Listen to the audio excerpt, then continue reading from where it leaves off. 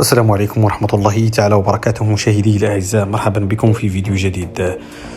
قبل أن نخوض في تفاصيل هذا الخبر، من لم يشترك معنا فليشترك، وكذلك الضغط على زر الجرس باش يوصلكم أي جديد. ولا تنسوا أن تصلوا على خير الخلق محمد صلى الله عليه وسلم. في خبر لهذا اليوم، أولياء التلاميذ يرفضون دمج العطلة وينادون باستدراك زمن التعلم الضائع. رفضت فيدرالية جمعية أمهات وأباء وأولياء التلاميذ المغرب مطلب دمج العطلة البينية الرابعة مع عطلة عيد الفطر، قائلة إن في مثل هذا التوجه تأثيرا سلبيا على تعلم التلاميذ.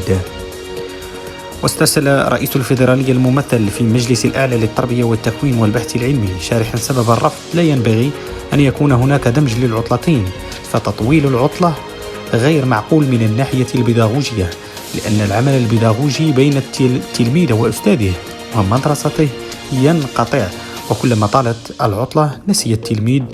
وزاد أيضا رئيس الفيدرالية: اختيار أسبوع عطلة اختيار ذو اعتبار بيداغوجي، لأن طولها ليس في صالح التلميذ تربويا. ورغم ما يشاع حول استثمار العطلة في الاستعداد للامتحانات الإشهادية، إلا أن المصرح أكد عدم سلامة الحجة، لأن هذه العطلة للراحة.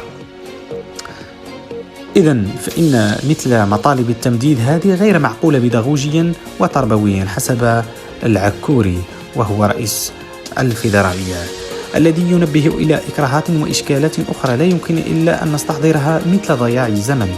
وواصل المتحدث ذاته: زمن التعلم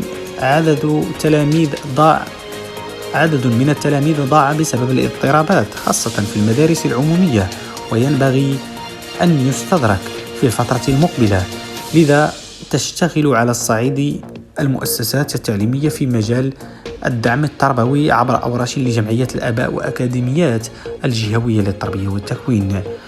ويذكر أن المطلب الذي رفع إلى وزارة التربية الوطنية الشكيب بن موسى ذكر أن الفترة التي تأتي فيها العطلة البينية الرابعة مهمة جدا للأبناء، حيث يتم استكمال مقررات الدراسية وإنجاز آخر الفروض المحروسة، خصوصا أن توقيت شهر رمضان استنزف ربع الزمن المدرسي، مردفا بأن الامتحانات الإشهادية هذا الموسم ستكون في بداية شهر يونيو، والتلاميذ يحتاجون إلى فترة استعداد على الأقل أسبوعا قبل الامتحانات، إضافة إلى الفترة الزمنية المحددة.